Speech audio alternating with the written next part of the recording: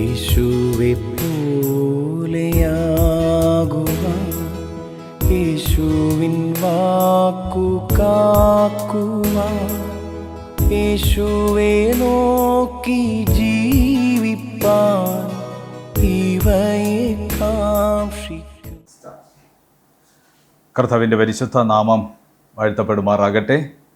ഈ പ്രഭാതത്തിൽ നിങ്ങളോടൊപ്പം കർത്താവിൻ്റെ വചനം പങ്കിടുവാൻ തക്കവണ്ണം പരിശുദ്ധനായ ദൈവം എന്നെയും സഹായിച്ചു.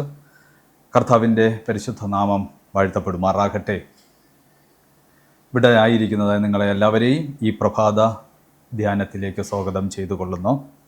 നമ്മുടെ ഇന്നത്തെ പ്രഭാത ധ്യാനത്തിനായി തിരഞ്ഞെടുത്തിരിക്കുന്നതായ നമ്മുടെ വിഷയം ആരാധനാ സമയം വിശുദ്ധമായി വേർതിരിക്കുക. ഇതിന് നൽകിയിരിക്കുന്ന ആധാരവാക്യം യോഹന്നാൻ എഴുതിയ സുവിശേഷം 6-ാം അധ്യായം അതിൻ്റെ 51-ാം വാക്യം. സ്വർഗത്തിൽ നിന്ന് ഇറങ്ങിയ ജീവനുള്ള അപ്പം ഞാനാകുന്നു. ഈ അപ്പം തിന്നുന്നവൻ എല്ലാം എന്നേക്കും ജീവിക്കും. ഞാൻ കൊടുപ്പാനിരിക്കുന്ന അപ്പമോ ലോകത്തിൻ്റെ ജീവനു വേണ്ടി ഞാൻ കൊടുക്കുന്ന എൻ്റെ മാംസം ആകുന്നു. പരിശുദ്ധനായ ദൈവം, കർത്താവായ ദൈവത്തെ ആരാധിക്കുവാൻ വേണ്ടി കർത്താവിൻ്റെ ജനത്തെ, കർത്താവിൽ വിശ്വസിക്കുന്ന എല്ലാവരെയും കർത്താവ് വിളിക്കുകയാണ് നമുക്കിവിടെ കാണുവാൻ സാധിക്കുന്നത്. ഒരു കഥ നമ്മുടെ ന്യായാധിപന്മാരുടെ പുസ്തകത്തിൽ നിന്ന് ഞാൻ നിങ്ങളോടൊപ്പം പങ്കുവയ്ക്കുവാൻ ആഗ്രഹിക്കുന്നു. ഗിദെയോൻ എന്ന് പറയുന്ന ഒരു ഇസ്രായേല്യൻ, അദ്ദേഹം മിദ്യാന്യരുടെ കണ്ണിൽ പെടാതെ ഗോതമ്പ് ചക്കിന് പുറകിൽ വെച്ച് മെതിക്കുന്നതായ സമയത്ത് ഒരു ദൈവദൂതൻ വന്ന് അദ്ദേഹത്തോട് സംസാരിക്കുമ്പോൾ ഗിദെയോനോട് പറയുന്നത്, അല്ലയോ പരാക്രമശാലിയെ, ദൈവം നിന്നോട് കൂടെ ഉണ്ട് എന്ന്. അപ്പോൾ ദൈവം നമ്മോട് കൂടെ ഉണ്ട് എങ്കിൽ നാം ഇത്രത്തോളം എന്തിന് കഷ്ടപ്പെടണം? ഇതാകുന്നു ഗിദെയോൻ ആ ദൈവദൂതനോട് തിരിച്ചു ചോദിച്ചത്. എന്നാൽ അതിൻ്റെ മുകളിലോട്ടുള്ള ഭാഗങ്ങൾ വായിക്കുമ്പോഴത്തേക്കും നമുക്ക് അവിടെ കാണുവാൻ സാധിക്കുന്നത്, തിരഞ്ഞെടുത്തതായ ദൈവത്തെ ആരാധിക്കേണ്ട ജനം ദൈവത്തെ വിട്ട് മറ്റുള്ള ആരാധനകളിലേക്ക് പോയത് അത് ദൈവത്തിന് ഇഷ്ടപ്പെട്ടില്ല. അത് എപ്പോഴും കർത്താവിൻ്റെ ദൃഷ്ടിയിൽ വലിയ ഒരു പാപം ആയി കണക്കാക്കപ്പെട്ടുകൊണ്ടിരിക്കുന്നു. അതാകുന്നു അവരിൽ നിന്ന് കർത്താവ് തൻ്റെ സാന്നിധ്യം മറച്ചു പിടിക്കുവാനുള്ളതായ സാഹചര്യം. ദൈവത്തിൽ നിന്ന്, ദൈവത്തിൻ്റെ വാക്കിന് അവർ വില കൽപ്പിക്കാതെ അനുസരിക്കാത്തതായി തീർന്നത് കാരണം. എന്നാൽ ഗിദെയോനോട് ദൈവദൂതൻ സംസാരിക്കുന്നു. അതിനുശേഷം അവനോട് കർത്താവ് പോകാൻ പറയുന്നു. പരാക്രമശാലിയെ, നീ നിൻ്റെ ബലത്തോടെ പോകാൻ ഞാൻ നിന്നോട് കൂടെ ഉണ്ട് എന്ന് പറയുന്നു.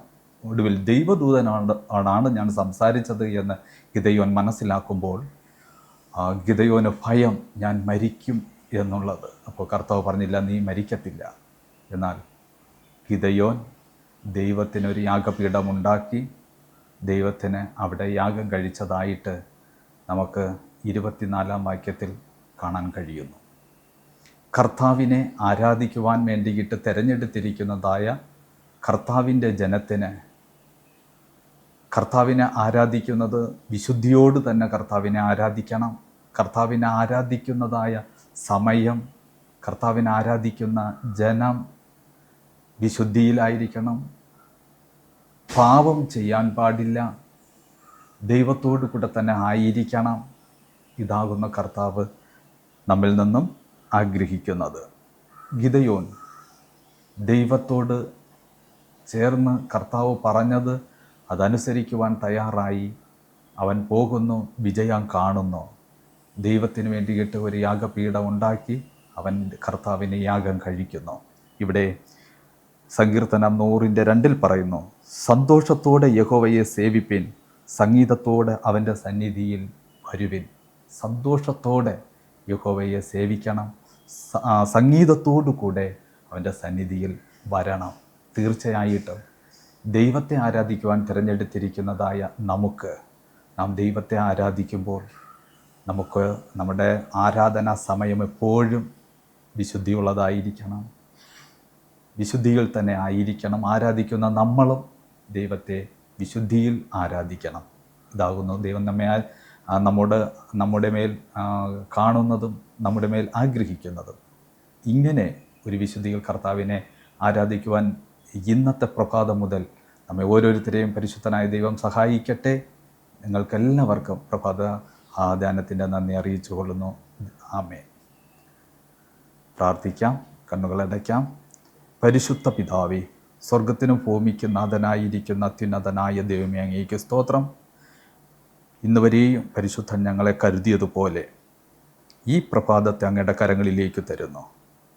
ഈ പ്രഭാതത്തിൽ അങ്ങേ ആരാധിക്കുന്നവരായും അങ്ങയോട് വിശുദ്ധിയോടുകൂടെ നടക്കുന്നവരായും അങ്ങയെ സ്തുതിക്കുന്നവരായും ഞങ്ങളെ ഓരോരുത്തരെയും പരിശുദ്ധൻ ഒരുക്കും. അനുഗ്രഹിക്കപ്പെട്ടതായ ഈ ദിവസം അങ്ങ് ഞങ്ങൾക്ക് നൽകിയിരിക്കുന്നതിനായി സ്തോത്രം.